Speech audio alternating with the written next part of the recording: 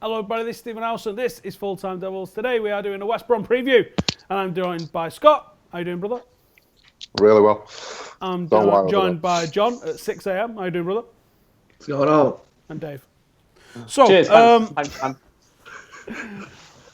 are you all? Doing great. Fantastic. Christmas is on his way. No, I'm not doing well, mate. The introduction to me was very poor, and I think I'm going to have to put a complaint into the leadership team. Cool, they'll put it in my file. It feels a bit deflated after we got a win, doesn't it? Like, I think the derby rolled into Wednesday night, and Wednesday night is can we just get a little bit of positivity and stuff? Angel Gomez has just signed his contract. Greatest youth talent in world football. Bam. We'd be top of the league if it wasn't for the freak season that City are having at the moment. In like 18 out of the last 17 seasons, and I'm aware of what I said. So, shouldn't we be a little bit more pleased? Why does it feel so flat? Anyone, you guys at home, get in the comments. Why does it feel so flat at the moment? Anybody? Scott, I think it's just down to City. I just think it's just down to the way City are playing. But we should be. I mean, we've moved. It's a lot better than last year and a lot better than the previous 3 seasons. So, let's be positive. You know. I mean, recently we've come 6th, we've come 7th, we've come 4th, we've come 5th. We're probably on course to finish 2nd this year. Now, it sucks if City end up winning the league, but really, like, there's progress. If we just look at ourselves for a minute, they bought 10 more players than we have in the last 2 years. I think that's a massive thing. Now, some people can point the finger at the Glazers and Woodward for that. You know, the amount of money this club makes, maybe we should have backed Jose Mourinho more. Maybe it's mismanagement from previous transfer windows and Deadwood and this, that and the other. Maybe there's multiple things that are at play here. But do you know what? We sit 2nd in the league. We've just had an unbelievable record-breaking or record-equaling run of home, being undefeated at home, that not even Fergie managed, right? We all go on about Fergie did this, Fergie did that, Fergie. If we'd have got beat 6-1 at weekend, can you imagine the reaction? Well, Fergie did that. Fergie also lost to him 5-1. Fergie's had some right kickings off City. You know, just to say is where we are is where we've been in the last 3 years, last 4 years, is where Arsenal are now. Exactly the same place. They're basically what we were under Moyes, what we were under Louis van Gaal. It's so, like I said, I'm a lot more positive. Can you imagine supporting them at the moment? It's they must be pulling their hair out. Right. So after a little bit of positivity, let's get into something. The first topic we're going to talk about today, which is not positive, and that's the continued absence of Eric Bailly. There's an injury. Jose said it's serious. We're trying to treat it with other methods, I assume physio, but if that doesn't work, he's looking at surgery, which is going to be then at least a couple of months out. Dave, like, how much of a miss has Bailly been for us?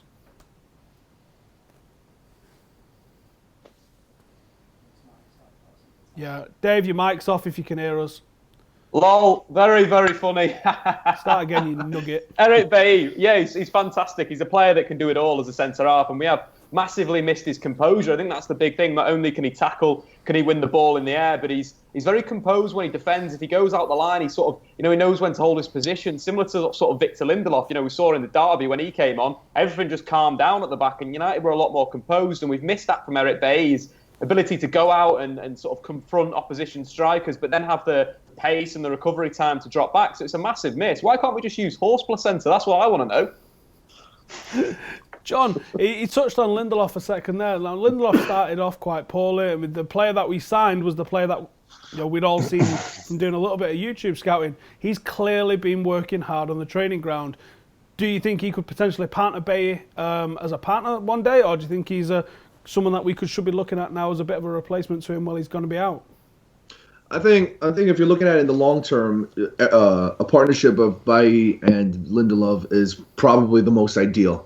You have somebody like Eric Bailly who's very aggressive, who does not give two shits on any sort of defensive capabilities. If you come in at Eric Bailly, he'll let you know you're coming at Eric Bailly.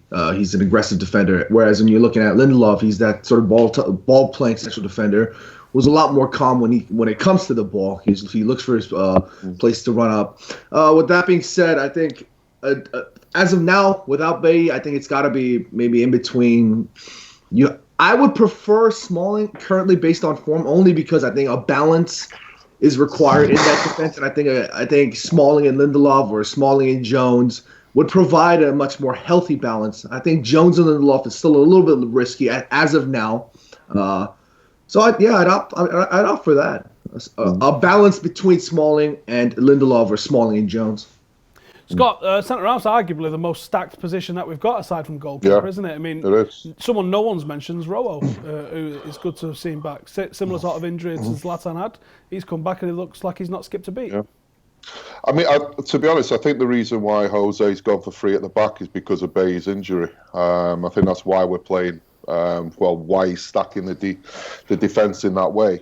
Long term, for me, I mean, I agree, Lindelof and Bailey. I mean, Lindelof is a class act. He's a young kid, but you've got to see him on the ball. You've got to see more of him. Should see him playing for Sweden.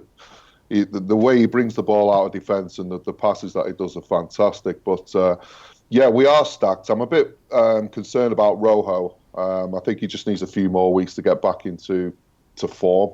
But Bailey, I mean, he's a huge miss, and like I said, he's the reason why we're playing so defensive at the moment. For me, yeah, I think you're probably right. Let's stick with you then, because let's stick on the Swedish team, and let's have a go. Zlatan or Lukaku? So Lukaku's been in for some criticism. I've only just managed to bring myself to watch the 2 City goals. First one, I think, is just pure unlucky. The second one, I think there's wider issues, and I'll talk to Dave about these when we get to those. But the criticism Lukaku's been having, Zlatan's waiting in the wings. A lot of people suggesting that we rest Lukaku. Would you like to see Zlatan starting some games over this Christmas period? I mean, my concern with regards to Zlatan is he the player he was? I mean, we haven't seen it yet. I mean, when he came on and did the cameo, it was a nice, comfortable cameo. I understand why people getting angry with regards to Lukaku. I mean, the things where I'll agree with you where is his first touch. He needs to work on his first touch. He needs to work on his hold-up play. But the criticism I do not understand. His work rate, his goals. He's really is getting there. But as for Zlatan, if we can get Zlatan back to what he was last season, then yes, of course, let's do the changeover. I would prefer to see Rashford instead. I'd have more confidence seeing Rashford instead of Zlatan or Lukaku at the moment. John, where do you stand? Who would you like to see lining up this week, Zlatan or Lukaku? And where do you stand on the whole resting Lukaku thing? You know, I think the whole concept behind resting players is A, if they're out of form, or B, they look exhausted. I think players that deserve a rest, as of right now, if you're looking at the squad, I think players like Antonio Valencia deserve a rest. I think Matic, time from time also looks like he needs to be handled carefully in terms of physical. So I think with respect to Lukaku, I think Scott made a great point. It's more so looking at Zlatan's sort of return. Has he returned to his form? Has he returned to the same Zlatan? Of course, it's not going to be exactly Zlatan 2016, 2017. My point, I don't think Lukaku is the sort of player that you want to bench. I mean, I understand everybody's frustration. Lukaku isn't who everybody thinks the finished product, the amazing nine that's going to bang goals left, right, center. But I don't think resting him right now is a good point. I mean, if he looks tired, then perhaps for me, he doesn't really look like he's tired. He looks like he just wants to get on the pitch and get involved, get on the ball, get his players linked up as quickly as possible. And I think Mourinho's man management, if you're observing him understanding Lukaku, I think it's more so the fact that Lukaku deserves to be continuing to play and trying to get himself on the goal sheet. I think the things that Mourinho's saying as well is him trying to show support for Lukaku. So, Dave, I said I was going to come to you a little bit on this one. Now, I have watched the 2 goals that we conceded against City. I said the first one, something to nothing. The second one from the free kick, it looks like we're playing man-to-man marking, and it looks like Lukaku's been in that left-back spot. That's not the place that your £75 million striker's meant to be covering, is it? No, I think the first goal as well is don't put any blame down to Lukaku. It comes off him. Jess Lingard loses his man, but if you watch the play before that, there's a big issue in United's formation. Nobody presses Fabian Delph. He's got so much space and he puts the ball to the back post. Son has that shot. Then they score from that corner. Systematic defensive issues from Manchester United. That second goal as well. If you're playing a back 3, instead of Romelu Lukaku picking up the Manchester City centre-half, Otamendi in the first half, Fernandinho in the second half, you'd have a centre-half picking up another centre-back.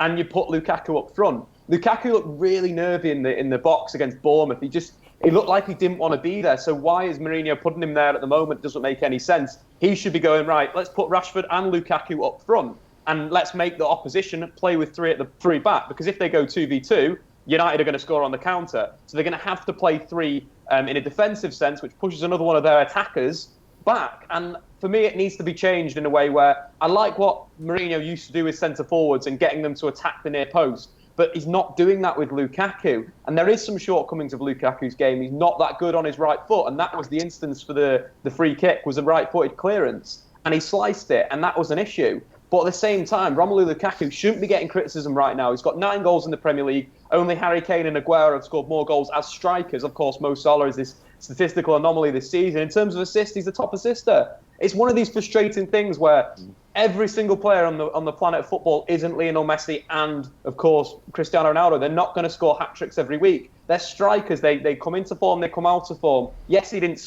scored that many goals in the last 5. One in the last 5 in the Prem, I think it is. But you think about his contributions against Arsenal. He started the counter-attacks. He linked everything together. You think about the flick on against Tottenham. He's making massive big plays in big games in terms of his work rate as well. It's fantastic. I just think the whole thing is complete horseshit about Lukaku. And United fans need to get off his back, firstly, because, we're responsible for this guy. We're the guys that are supposed to be roaring him on, in the Stretford End, in the North Stand, in the South Stand, on social media. We're supposed to be supporting this guy. He's 24 years old. At 24 years old, I was still going down the pub and getting absolutely destroyed. This guy is still learning his trade. And at 27, at 28, at 29, he'll just score a hatful of goals. We can't expect him to be at that level now. And that's something that United fans and football fans in a whole need to understand about players, especially goal scorers, given what Lionel Messi and Ronaldo done. That's two in about 5 generations of players that are just unbelievable. Everyone isn't that player, and Lukaku is having a fantastic season. And if I were Mourinho, I'd keep playing him. Yeah, if I was always also Mourinho, I'd take all the players off social media. Yeah. Because the abuse that we send these players is absolutely disgusting. I mean, some of the things I've read on Twitter sent directly to Lukaku, and it's not, from Lukaku, it's Fellaini. It's like who's the person we hate this month. And then it's just constant abuse. I mean, like I said, we're not talking to each other in a pub where they're not there. We're actually, using social media to shout over to them, listen, you're not welcome at my club, get out of my club, and then using racist language. It's disgusting. Yeah. It really is. And those fans who are doing it should be ashamed of themselves. So if I was Mourinho, I'd just say, right, guys, no more Twitter for you. Unfortunately, it's such a massive commercial aspect of what the club and the players are probably selling. It's very unlikely to happen. They probably just have to turn on the filters, sadly. But you're right. And it mostly is just teenagers. I don't think there's... But I'm fully prepared to be completely wrong. I don't think there's many match-going fans who are deciding to start tweeting everybody and calling them out like that. But I could be wrong. Right, we're going to go to a quick 30-second ad break. And there you go. You can get cream for that if it itches. Right, so let's go into the starting 11s then. So currently, McCullough's top, Davies second, and John is third. So we could see some changes at the top in this one. The scores on the doors are scrolling underneath me, I believe, right now. Scott, where are you? Let's find out. Where are you? Or is this your first one this season? Might be the first one this season. No, I think I'm nearly last. Could be I'm right. always wrong. I always go with my... with my 25, you're on 25, so you're probably in the top 10, I reckon. Right then, John, let's start with you. We haven't got a graphic for you because Chris thought you was doing the board thing, but let's see what your starting 11 is for West Brom this weekend. All right, quick update, guys, for those guys in the comments asking for the board. I smashed it by mistake. I was trying to bring it down to the base. Come on, John. I busted it, so a new board's coming, but I'm for trying just to fix £2 it. a month, you can help fund John to get a new whiteboard.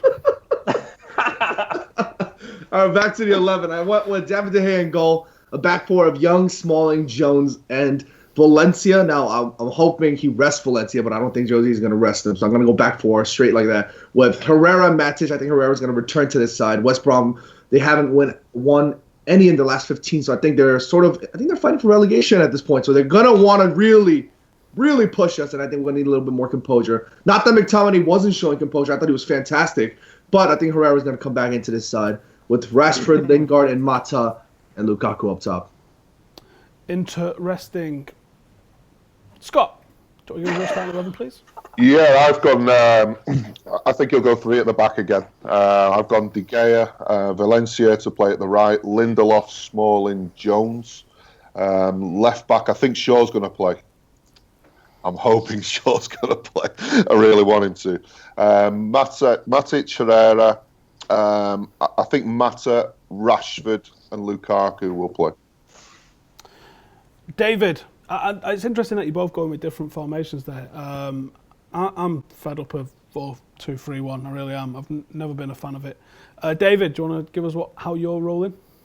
Yeah, I think United need to go to this back 3. I just don't trust any of the centre halves in a 2. I think they get really exposed in certain areas. I don't think they're very good 1v1. I think they can get spun. That's why having an extra guy there makes sense for Mourinho. And the sooner we maybe make this our default system, the sooner we're going to start freeing things up. The crazy thing with United against Bournemouth was how high Antonio Valencia goes when they're playing that system. So when they're playing a back 2, or back 4, being a back 2 when we've got the ball, it's crazy. He's playing as a wing back in a back 4, and it doesn't make sense. So for United to be defensively more sound, even more sound than they are, playing a back 3 is the place to go in terms of playing with the ball as well. That base of 3 instead of having a base of 2 will open up a number more passing options and triangles. I just think it suits United at the moment, and for the players in there, it works. Obviously, De Gea is in goal. That's standard, really, let's be honest. I think Lindelof, Jones and Rojo would be my preferred 3 at the moment, given that Eric Bailly is now out injured. I prefer Jones to Smalling. I think defensively against Bournemouth, Jones was fantastic on the cover, making challenges at the right time. It's just a little bit more composed. Yeah, we got spun a few times. Benakofobi turned him, but he got back and made a crucial block. So I think Jones in the middle, Rojo needs to get back in form. He's not playing at the level that he was last season when he had that really good spell. He's nowhere near that. You think Arsenal got slipped a few times by Sanchez. Against City, Gabriel Jesus put him on his arse. I think Rojo needs to be getting back to form, and in a back 3, that's where he can do it there. Into midfield, I want to go with Valencia, of course, on the right-hand side. Young on the left. We don't need to talk about that anymore because they're the first choice. I think Luke Shaw did well against Bournemouth in spells. I thought he played decent. I think I want him in the final third a little bit more, again, with a back 3. If he's going to come off the bench, he's going to be allowed to do that. Scott McTominay and Matic in midfield. Scott McTominay was brilliant against Bournemouth in that second half. He really controlled things, and for a young player, it's quite interesting because he usually starts games really slow. Like the first half against Basel was the same against the first half against Bournemouth, where he didn't actually get on the ball, he didn't actually get into the game. But then when he got on the ball in that second half against Basel, it was more combative, it was more making tackles and winning the ball. Second half against Bournemouth, it was actually like he was leading the counter-attacks. He played a wonderful pass, remember, down the right-hand side, like a 30-yard ball on a point to Antonio Valencia. So I want to see more of Scott McTominay, given that Paul Pogba's out now, as a future Manchester United starter. So Scott McTominay's in there as well. Then the 3, of course, Jess Lingard sitting behind Lukaku and Anthony Martial. Lingard doesn't work in a 4-2-3-1. I think we know that, especially as a second striker. But in this 3-4-1-2, it works because there's defenders that are taken up by the 2 strikers, and Lingard can have a free role. And if he pops up on the left, pops up on the right, it's always that danger that he's going to put the ball in the back of the net. So for this system fits for the players at the moment for Manchester United. So Mourinho probably should move a little bit towards moving to this 3 at the back and sticking with it. I still like to see us have a 5-man midfield or a 3-man midfield with the 2 wing backs. I just feel more secure. When it's a 2-man midfield, I just see teams absolutely blasting through the middle of us. It's annoying. It depends what you do with that, I think, Howson. I think in terms of that 3, what I mentioned, we saw against Arsenal how it rotated around and it did come a 3-man midfield. Matic sat behind Lingard and Paul Pogba. So I think that's the flexibility United need. If they're going to play 3 at the back, they either play with an attacking midfielder or a defensive midfielder, or they play really fluid where it can move between both of the systems, and that's what you want in football now, is that fluidity. Right. I was just going to say just to say with Rojo, I actually think Blint is better at the left-hand side of the 3. I agree. I really don't know what that boy has to do to get in. He's so calm on the ball. It's and he's one of the only ball-playing defenders that we have. Maybe sign a new contract, eh? Right, we got some comments from everybody. Then Core Scope says Lukaku gets the service, he just doesn't score on the first attempt. He needs a few. Not many strikers score on the first attempt, mate. I don't know where this myth has come from. Right, going to that, Howson. In terms of stats, in terms of the best players in the world, they go from a 15% chance conversion to a 25% chance conversion. So the best strikers in world football score 1 in 4. I know this.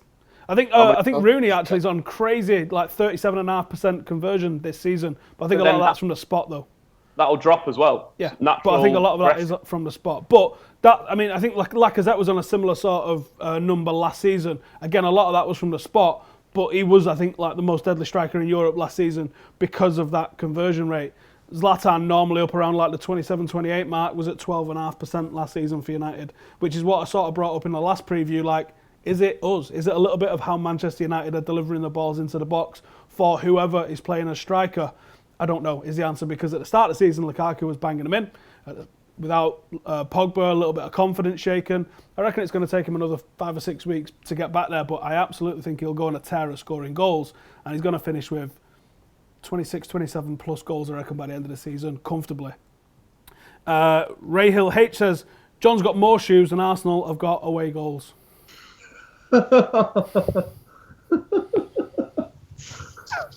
Just noticed.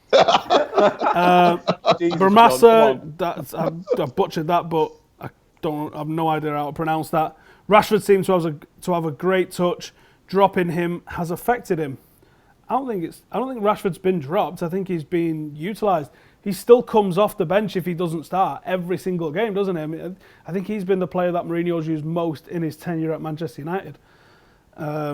Billy R says, one good cross, one good goal. Give Lukaku's service, he will score all day. Service is crap. I definitely echo that one. The finish from him on Wednesday night was pinpoint, wasn't it? It was an absolute belter. And that is what you want from your centre-forward. Absolutely. Robin says, look, we lost the title race ever since we lost to Huddersfield. That might be right. I don't think it was ever completely gone after Huddersfield. I think, obviously, you allow City to take the points off you like they do at home.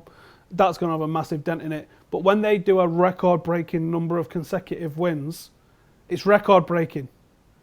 It's not the norm. So you can't really get mad at United for dropping the occasional point when someone's having a record-breaking season. Unless we were also going to have a record-breaking season as well. It's just not the norm, is it? And like I said, they've signed 10 more players, and Pepper's signed 10 more players than Jose Mourinho's been able to sign. And two of the signings has been one player for Jose Mourinho. Do you think it's all? I mean, Manchester City and everything. It's just completely wasted on a small fan base. It's just absolutely, yeah. It's a shame that they've got some fantastic players. It's a shame no one's going to see them. Daniel McCarthy says the reason why we're flat is because City are a small club who are going to win the league with oil money. Can I just say as well, a lot of people in the comments after my fan cam after the City game completely not understanding the metaphor of working for something versus being gifted something. When I said City's dad bought them a Lamborghini and they're going, oh, United's dad bought... No. United worked for the Lamborghini that we have. We work, despite the fact that we're paying off the Glazer debt of over 1.2 billion, we're still competing with Manchester City despite that. No one bought Manchester United a Lamborghini. United worked for our Lamborghini, and that is a difference. That's why it feels more wholesome for Manchester United, and that's why I don't care what City are doing, because it's not realistic. And so what at the end of the day? And like I said, someone said, what do you mean, so what? And I mean, so what is like, if City do win the league, so what? We've won 20. Yeah. I'm still going to be here next year. I'm still going to be here the year after. We was in a championship. I'm still here. It means nothing to me what they're doing. All I want to see is Manchester United progressing. I feel like we're doing that, so I'm pretty happy. All right, back to this weekend. David, let's talk about West Brom. What should we be looking out for? Who's going to be the threat? Pards is there now, isn't he? Yeah, I think that's... it's a blessing to get away from the Tony Pulis football, but also it's not a blessing. The thing with that kind of transition from a Tony Pulis manager to a Pardew, where you defensively drilled every single week, to having a bit of freedom, sometimes it works out quite well, sometimes it doesn't. It's not really working out for West Brom at the moment. They're still playing real defensive football. In terms of the guys, Jay Rodriguez is always going to be a threat, can score a goal out of nothing. Rondon, can put in performances, but again, it's just going to be about us breaking down a deep block, and that's what the game's going to be. It'll be a 4-5-1. It'll be very, very deep, and it'll be up to Manchester United to open them up. And I think that's where United need to improve. That's where Manchester City trump United at the moment, is their ability on the ball to open up teams that sit deep. And that's what United need to work on, whether it's playing a back three that will start United being able to have that, allowing the midfield to be higher up the pitch, allowing the wing-backs to go forward, and then being able to play two strikers. That's how United can start to unlock. But against West Brom, it's going to be one of those games that we had when we had a certain Dutchman as manager. John, what do you reckon? West Brom, what we're looking out for? How do you think we're going to do? Yeah, they're sitting 14 points currently, tied with the 17th, 18th, 19th place team. So they're definitely trying hard to get as many points as possible. And obviously, the introduction of Pardew is going to definitely sort of incite a little bit more into these players. Well, they're going to definitely sit deep. And I watched a little bit of their game against Liverpool, and it was the same case. And Johnny Evans was on his day during that game, but they're going to probably have a lot of space in between that midfield and Rondon when they're especially on that transition from defense into counterattack. So I think we need to be wary of that, like Dave mentioned, with the likes of Jay Rodriguez in that regard. But I think we just need to make sure that when we get to the final third, we're quick and we're lethal and we make our chances happen. I think we drag the ball far too many times when we're in the final third. We let players stack up and we find even less space than we usually can work with in terms of our limit of creativity. And we need to be able to make these chances count. I mean, we sat here talk about Lukaku not receiving enough service. Well, if we're sort of more, I don't want to just be sitting here saying, let's just be more creative in the final third. I think that's very fickle, and I think that's sort of limited in terms of how much we can discuss that. But when we get to the final third, we need to make sure that we're being lethal with it. I think we drag the ball far too many times. I don't know if they're being instructed to be more careful or if they're just being hesitant, but we need to make sure we make it count when we get into the final third. Scott, what do you reckon? How are we going to cope with what's expected to be a 10-men behind the ball from West Brom?